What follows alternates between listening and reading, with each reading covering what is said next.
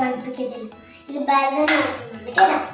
ഭരതനാട്യം കാണും, കുച്ചിപ്പുടി കാണും, അലാരിപ്പ് കാണും, ജെയിംസ് വരം കാണും അല്ലേ, എന്തൊക്കെയാ പറയുന്നത്. പക്ഷെ നമ്മൾ ജെയിംസ് വരത്തിൽ ഇങ്ങനെ ചെയ്യത്തില്ലേ, തക്കിട്ട തക്കതിമി തക്കിട്ട തക്കതിമി തക്കിട്ട തക്കതിമി തക്കിട്ട തക്ക ചെയ്യില്ലേ. നമ്മുടെ കണ്ണെങ്ങനെയാ വരിക, തക്കിട്ട തക്കതിമി തക്കിട്ട തക്കതിമി. നമ്മള് ഇത് ചെയ്യില്ലേ, ചെയ്യില്ലേ, അതേപോലെ തന്നെയാണ് ഇത്. തക്കിട്ട തക്കതിമി. കാല് മാത്രമേ നമ്മൾ ആട്ടുന്നുള്ളൂ. എങ്ങനെ, തക്കിട്ട തക്കതിമി. ഇത് ഡോളല്ല കേട്ടോ, നമ്മൾ പതാക പിടി.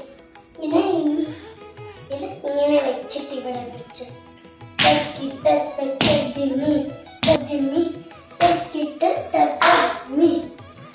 അങ്ങനെ നമ്മൾ ജെയിംസ് ചെയ്യും, കുച്ചിപ്പുടി ചെയ്യും, അത് ഒക്കെ നമ്മൾ ചെയ്യാറുണ്ട്. പിന്നെ നമ്മളിങ്ങനെ കുഞ്ഞു ആൾക്കാരിലാണ് ഇങ്ങനെ കാണിക്കുന്നത്. നമ്മുടെ നാട്ടുകാരനെയൊക്കെ നോക്കുമ്പോൾ ഇങ്ങനെയാണ് പറയുക.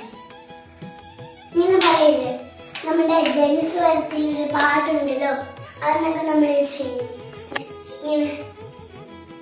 പക്ഷെ ഇവിടെ ഭയങ്കര കൺഫ്യൂഷൻ ആണ്. എന്താ അറിയാമോ, ഒരു വലിയ ലച്ചു, ഒരു വലിയ ലച്ചു, ഒരു കുഞ്ഞു ലച്ചു.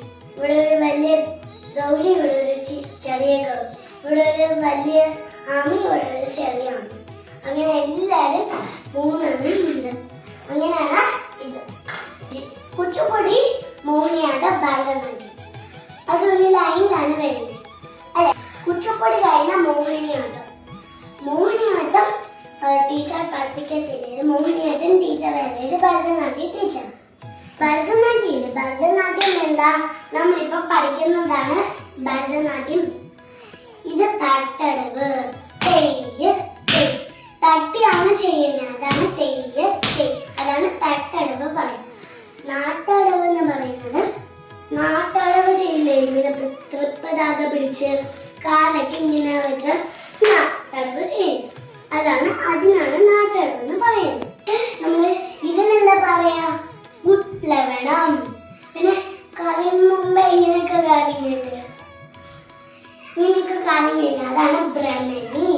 കറിയുന്നതാണ് പറയുന്നത് ഭ്രമണി. മനസ്സിലായോ?